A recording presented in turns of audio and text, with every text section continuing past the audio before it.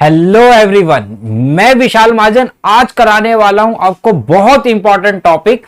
आज हम करेंगे डिटरमिनेंट की एक्सरसाइज 4.2 जिसमें हम एरिया ऑफ ट्रायंगल फाइंड करते हैं। अगर कोऑर्डिनेट दे रखे हैं, अगर तीन पॉइंट दे रखे हैं और कोऑर्डिनेट गिवन है तो एरिया कैसे निकालते हैं। अगर मुझे एरिया दिया हुआ है और कोई कोऑर्डिनेट फाइंड करना है तो कैसे फाइंड करते हैं, इक्वेशन ऑफ लाइन कैसे बनाते हैं, हर एक बात को डिस्कस करने वाले हैं। और बहुत सारे बच्चों के दिमाग में एक बात हो रही होगी कि अगर 3 पॉइंट के कोऑर्डिनेट दे रखे हैं तो सर 10th में भी तो एक एरिया ऑफ ट्रायंगल का फॉर्मूला था, लेकिन हो सकता है बहुत सारे बच्चों ने ना भी पढ़ा हो क्योंकि वो डिलीट था। लेकिन अगर पढ़ा नहीं है, कम से कम देखा तो होगा। अगर आपको याद हो तो एरिया ऑफ ट्रायंगल का फॉर्मूला कुछ आपने इस तरीके का पढ़ा हुआ है, x1 y2 minus y3 plus x2 y1 y3 minus y1 plus x3 y1 minus y2 के। याद आया कुछ? लेकिन यहां पे कहता है भैया ये तो सीधा सीधा फॉर्मूला था। यहां कहता है एरिया ऑफ ट्रायंगल तो निकालो, लेकिन डिटरमिनेंट का यूज करके निकालो। डिटरमिनेंट का यूज मतलब अगर 3 कोऑर्डिनेट दे रखे तो कहता है area of triangle equal to half x1 y1 1, x2 y2 1, x3 y3 1। अब दिमाग में एक बात आती है, सर ये x1 y1 है, x2 y2, x3 y3 है, लेकिन ये 1 1 कहां से आ गया?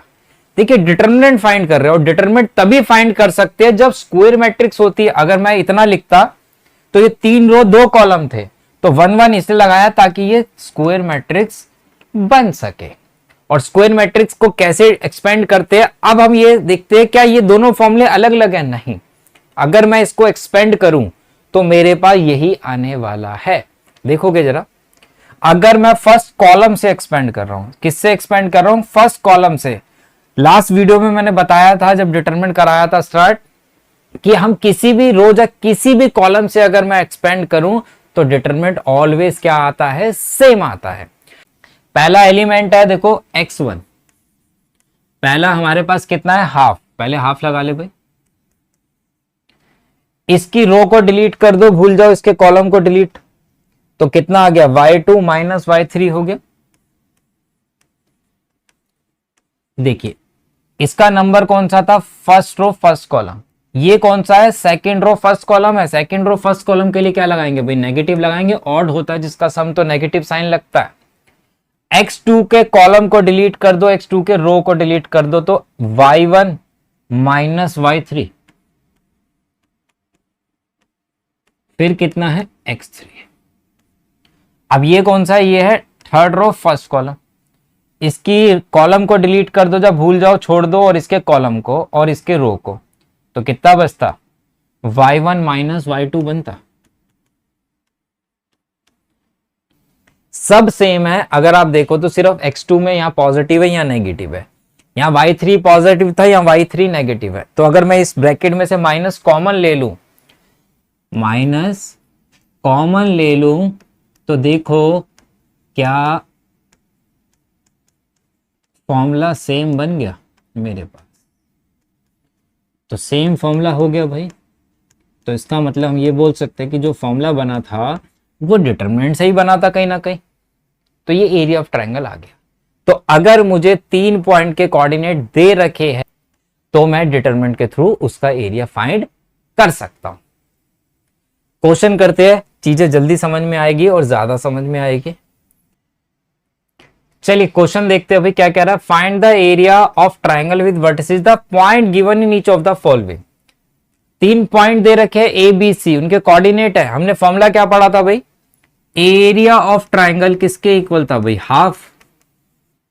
डिटरमिनेंट x1 y1 1, x1 1 है, y1 0 है, x1 y1 1, x2 y2 1 और x3 y3 1। एक्सपेंड कर ले हम। अब यहां फॉर्मूला तो हमें ड्राइव नहीं करना ना, तो मैं किसी भी रो या किसी भी कॉलम से कर सकता हूं।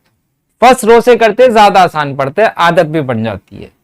आप फर्स्ट रो से करो, फर्स्ट कॉलम से करो, आंसर बिल्कुल सेम आने वाला है। अगर मैं फर्स्ट रो से करता तो पहला एलिमेंट कौन सा भाई? 1 है।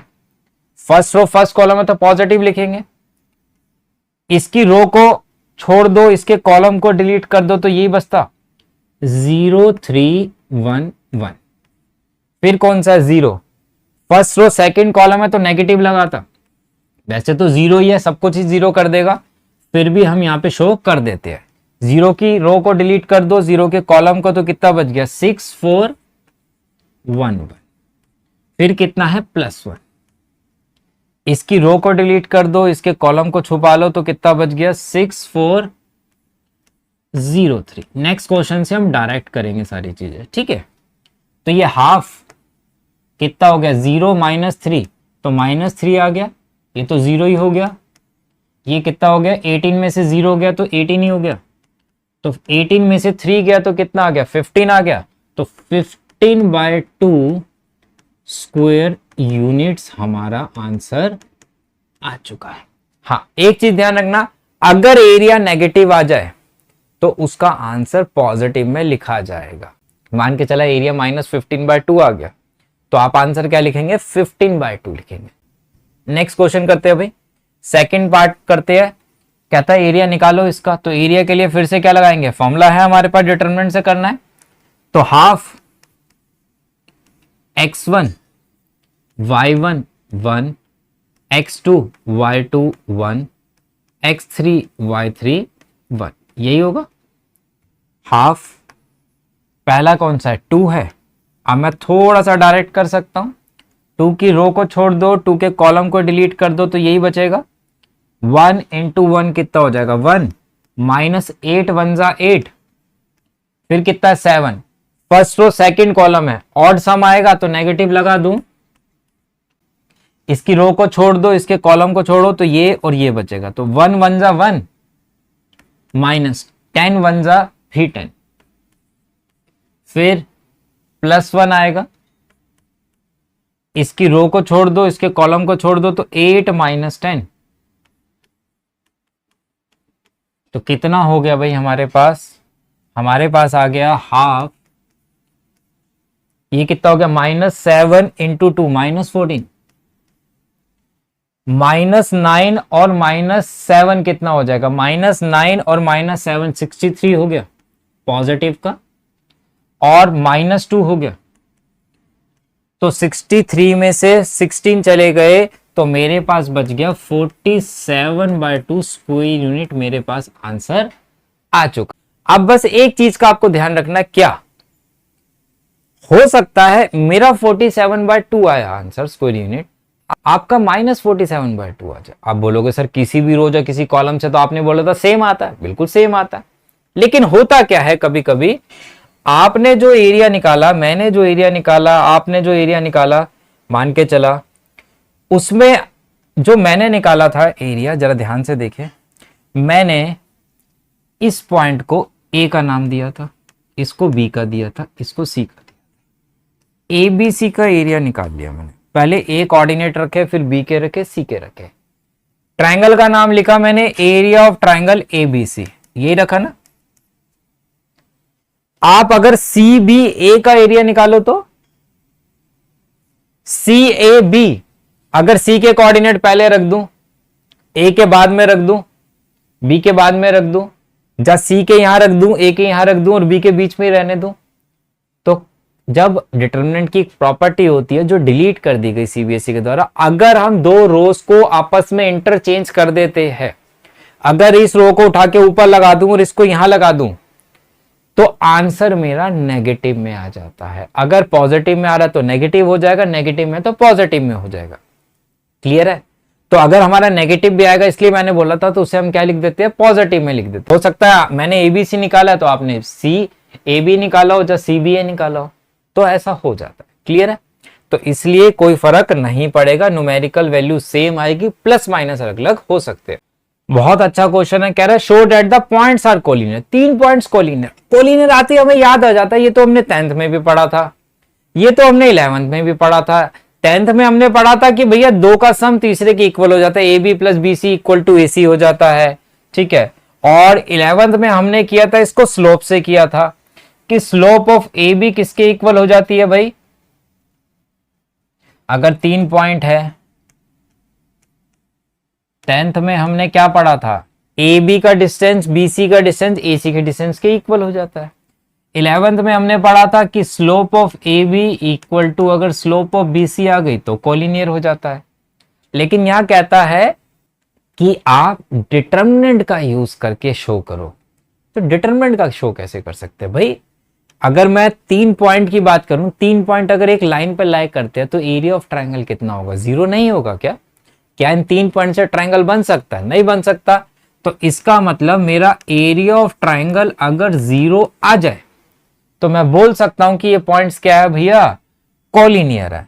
और एरिया ऑफ ट्रायंगल का फॉर्मूला तो हमने पढ़ा है, हाफ x1, ये x1 है, ये x2 है, x1 y1 1, x2 y2 1, x3 y3 1। Expand कर दे। अगर मैं एक्सपेंड करूं तो भैया फर्स्ट रो से कर लो, फर्स्ट कॉलम से कर लो, जिस मर्जी। हम फर्स्ट कॉलम से कर रहे हैं इसको, आप जिस मर्जी से कर लेना, आंसर सेम है। अगर मैं फर्स्ट कॉलम से करता, ए लेता, ये गया, ये गया, इसकी माइनस दिस, ये कितना हो जाएगा? सी प्लस ए माइनस ए माइनस। फिर ये कौन सा है? ये सेकेंड रो फर्स्ट कॉलम का है, तो ऑड आएगा सम, इसलिए नेगेटिव लगा दूं, माइनस बी। तो इसकी रो को छोड़ दो, इसके कॉलम को छोड़ दो, तो ये और ये बचता, तो बी प्लस सी माइनस ए माइनस बी। फिर कौन सा था? फिर सी था। सी के रो को डिलीट कर दो, सी के कॉलम को डिलीट कर दो, तो बी प्लस सी माइनस सी माइनस, यही है। ब्रैकेट ओपन कर ले, ब्रैकेट अगर ओपन करते तो क्या क्या कटा भाई? ये ए से ए कटा, ये बी से बी कटा, ये सी से सी कटा, तो कितना बच गया? A C minus A B, minus B C plus A B, plus C B minus A C. तो क्या है? ए सी पॉजिटिव है, ए सी नेगेटिव है, तो ए सी से ए सी निपट गया। ए बी नेगेटिव है, ए बी पॉजिटिव है, बी सी नेगेटिव है, बी सी पॉजिटिव है, तो सब कट गया। तो आंसर कितना आ गया भाई? 0 आ गया। आप कोई बोले सर बाहर 1/2 भी था, तो 1/2 इंटू 0 कर ले भाई, तो भी तो शून्य ही आने वाला है। और अगर एरिया 0 आ गया ट्रायंगल का, इसका मतलब वो ट्रायंगल है ही नहीं, वो क्या है? कोलिनियर है, एक ही लाइन पे लाई कर रहे तीनों। इसके बाद बहुत अच्छा क्वेश्चन आता है और जिसमें सबसे ज्यादा गलती करते हैं बच्चे। कहता है फाइंड द वैल्यूज ऑफ के। एक तो वैल्यूज लिखा है, ऑफ के वैल्यूज लिखा, तो इसका मतलब एक से ज्यादा होगी। कहता है जब area of triangle 4 square unit दिया हुआ है, ध्यान से समझना, अगर एरिया गिवन है, एरिया का फॉर्मूला तो लगाएंगे, अगर एरिया कभी भी गिवन हो तो फॉर्मूला लगाने से पहले उसके आगे प्लस माइनस लगा देना। क्या लगा देना? प्लस और माइनस। मैंने क्या बताया था? अगर एरिया ऑफ ट्रायंगल मैंने निकाला था, माइनस में आ गया तो आंसर में क्या लिखा होगा? पॉजिटिव भी लिखोगे ना, कि area of triangle equal to 4 square unit. हो सकता है वो माइनस में भी रहा हो। तो जब भी एरिया गिवन होगा हमेशा आपके 2 आंसर आएंगे, अगर मिसिंग कोऑर्डिनेट, कोई कोऑर्डिनेट आपको फाइंड करना है तो। एरिया ऑफ ट्रायंगल बहुत सारे बच्चे क्वेश्चन करते हैं, लेकिन अगर वो 3 मार्क्स का क्वेश्चन है, 2 मार्क्स का क्वेश्चन है, तो आधे मार्क्स ही मिलते हैं, क्योंकि वो एक ही वैल्यू निकाल के छोड़ देते हैं। तो जब भी गिवन हो फटाफट यहाँ पे पहले प्लस माइनस, और कोई काम नहीं करना, पहले प्लस माइनस ही लगाओगे। Half x1 y1, x1 y1 1, x2 y2 1, x2 y2 1, x3 y3, और कितना है भाई? 1। 2 है, इधर ले जाऊं तो प्लस माइनस 8 हो जाएगा, इक्वल टू, एक्सपेंड कर दे के, इसकी रो को डिलीट कर दो, इसके कॉलम को, तो ये हो गया 0 1 जा 0 माइनस 2, फिर कितना है? 0। 0 अगर बाहर लिखा अंदर कुछ भी हो तो भाई साहब 0 ही आएगा। फिर कितना? फर्स्ट रो से एक्सपेंड कर रहा हूं 1, इसकी रो छोड़ी, इसका कॉलम गया, तो ये दोनों बचे। 4 2 जा 8 माइनस 0, तो 8 माइनस 0 तो 8 ही हो गया भाई। तो कितना हो गया? Plus minus 8 equal to minus 2 के प्लस 8। यही आ रहा है। अब प्लस और माइनस दो में है तो दो बार ही लेना पड़ेगा केस। एक मैंने लिया +8 इक्वल टू -2k + 8 और एक लिया -8 इक्वल टू -2k + 8। 8 से 8 निपट गया तो k आ गया 0। ये हो गया -16 इक्वल टू -2k, तो k की वैल्यू जो आ गई वो 8 आ गई। मतलब k की दो वैल्यू आ गई, एक 0 और 8। अब ऐसे बस बोल रहा है k 0 नहीं हो सकता, भैया कोऑर्डिनेट है तो 0,0 कोऑर्डिनेट होते हैं, तो 0 भी आंसर है 8 भी आंसर है, तो k की दो वैल्यू ही आएगी। क्लियर है? तो अब हमें यह पता लगे कि जब भी एरिया गिवन होगा हमेशा सबसे पहला काम हमारा प्लस माइनस लगाना रहेगा। एक क्वेश्चन और कर लेते हैं। If the area of triangle is 35 square unit with the vertices then find the value of k। तो k की वैल्यू निकालो क्या रहेगी। तो एरिया हमें गिवन है, जब एरिया गिवन होगा तो क्या करोगे, सबसे पहला काम क्या बोला था भाई, प्लस माइनस लगा देना। कुछ करो ना करो, फॉर्मूला लगाओ ना लगाओ, लेकिन पहला प्लस माइनस जरूर लगा देना। हाफ x1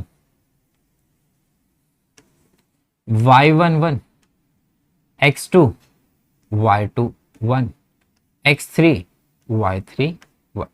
डिटरमिनेंट एक्सपेंड कर दे, रो 1 से करो या रो 2 से करो कि कॉलम 1 से करो कॉलम 2 से करो, ये 2 इधर ले जाऊं तो +-70 हो गया इक्वल टू 2 है। फर्स्ट रो से कर रहे हैं, इसकी रो को छोड़ दो इसके कॉलम को छोड़ दो तो 4 - 4 0 हो जाएगा। फिर किसका साइन लगाते हैं, माइनस का। अगर फर्स्ट रो से करेंगे -6 पहले से ही है, पॉजिटिव हो गया। 6 की रो को छोड़ा, 6 के कॉलम को छोड़ा तो 5 - k हो गया +1। इसकी रो को छोड़ा, इसके कॉलम को छोड़ा तो ये कितना हो गया, 20 - 4k हो गया। तो ये हो गया +-70 इक्वल टू 0, 30 - 6k और ये कितना हो गया 20 - 4k। प्लस माइनस करो कितना आता भाई मेरे पास, +-70 इक्वल टू 30 + 20 50 -10k। 10 से डिवाइड कर दो तो 0 से 0 हट गए सारे। एक +7 का केस ले लेते हैं 5 - k और एक -7 का केस ले लेते हैं 5 - k। तो k इक्वल टू कितना आ गया, k इक्वल टू एक आ गया भाई -2 आ गया, यहाँ पे k आ गया -2 और एक आ गया भाई k और k इक्वल टू 12 आ गया। तो एक k की वैल्यू -2 है, k की वैल्यू 12 है, k की वैल्यू -2, k की वैल्यू 12 है। तो डी ऑप्शन मेरा करेक्ट ऑप्शन आ चुका है। तो इस तरीके का कोई भी क्वेश्चन आए तो पहले प्लस माइनस लगा देना ताकि कोई भी गड़बड़ ना हो जाए। नेक्स्ट क्वेश्चन, ये वाला क्वेश्चन आपका होमवर्क है, ये वाला पार्ट, ये पार्ट मैंने आपको करा दिया है तो ये आपका होमवर्क रहने वाला है। करने के बाद कमेंट बॉक्स में आंसर देंगे कि आपका k की वैल्यू कितनी आए। फिर से बोल रहा है एरिया ऑफ ट्राइंगल है 4 स्क्वायर यूनिट, k की वैल्यू निकालनी है। तो एरिया दिया हुआ है, मिसिंग कोऑर्डिनेट फाइंड करना है, तो ये आपका होमवर्क रहने वाला है। इसी के अंदर क्वेश्चन आता है find the equation of line by using determinant. अगर ये एमसीक्यू में आएगा तो मैं डिटरमिनेंट से सॉल्व नहीं करता क्योंकि मुझे टाइम बचाना है, लेकिन ये सब्जेक्टिव में आया है तो मैं डिटरमिनेंट का यूज करूंगा।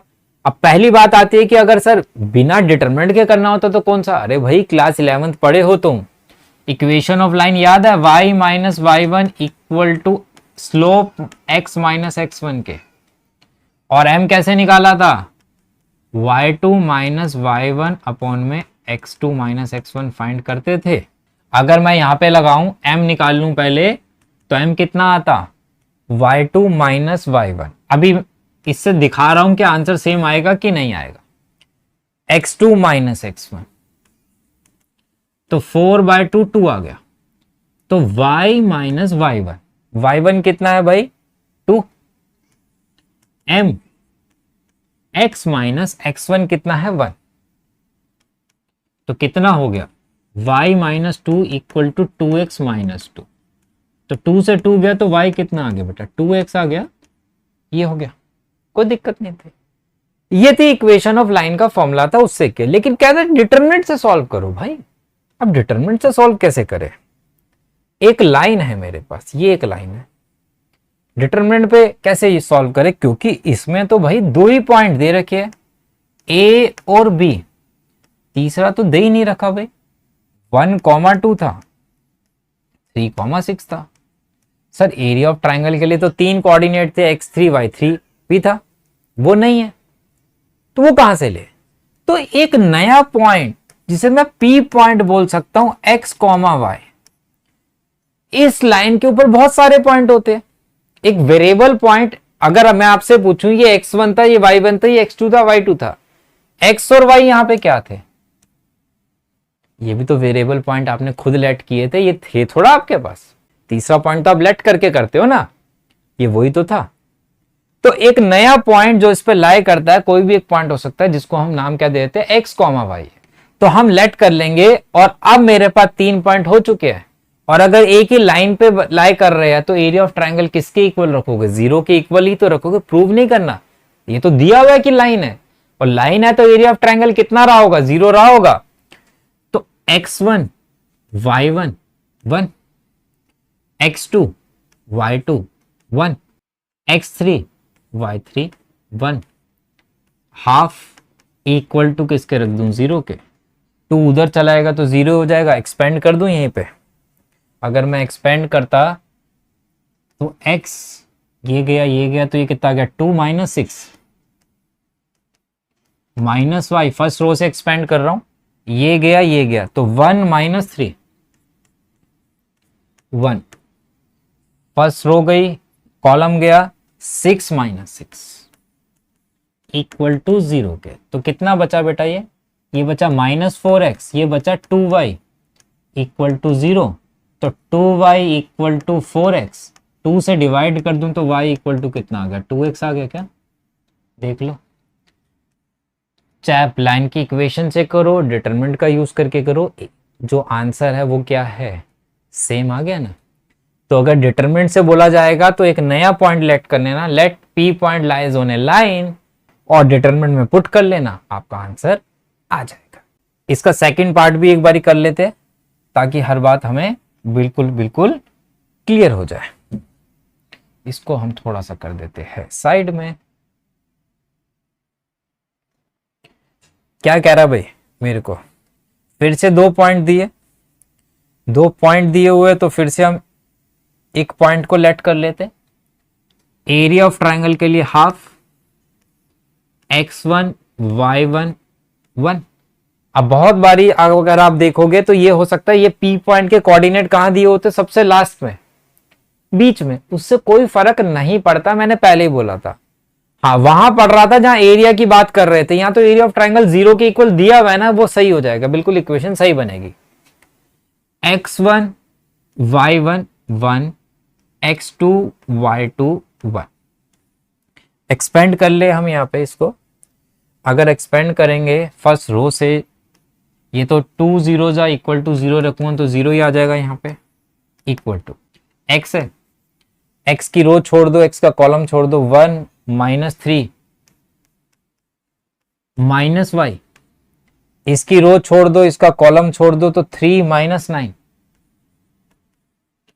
फिर 1 है, इसकी रो इसका कॉलम, 3 3 जा 9, 9 - 9, तो कितना हो गया भाई? 0 इक्वल टू -2x -6 + 6y, ये हो गया 2x इक्वल टू 6y, और x इक्वल टू कितना हो गया? 3y हो गया क्या? तो x equal to 3y equation बन चुकी है हमारे पास। क्लियर है? तो कोई चाहे तो इसको ऐसा भी लिख सकता है, x - 3y इक्वल टू 0 भी हम लिख सकते हैं, और वैसे उसको भी हम लिख सकते थे। क्या लिख सकते थे भाई? यहाँ पे था y इक्वल टू 2x को आप क्या बोल सकते थे? 2x - y इक्वल टू 0 भी बोल सकते हो, वो डिपेंड करता है, अगर MCQ है तो कैसा दिया हुआ है, नहीं तो सब्जेक्टिव में दोनों तरीके ठीक है। तो हमने एरिया ऑफ ट्राइंगल की पूरी एक्सरसाइज कंप्लीट कर ली, जिसके अंदर हमने एरिया कैसे फाइंड करते हैं, कोई कोऑर्डिनेट मिसिंग हो कैसे फाइंड करते हैं। अगर मेरे पास इक्वेशन ऑफ लाइन बनानी है एरिया ऑफ ट्राइंगल का यूज करके तो कैसे बना सकते हैं, हर एक टॉपिक को हमने आराम से किया है और होमवर्क दिया है। होमवर्क का आंसर आपको कमेंट करके बताना है कि क्या आंसर आया आपका। चलिए मिलते हैं बेटा नेक्स्ट वीडियो में, बाय बाय, टेक केयर।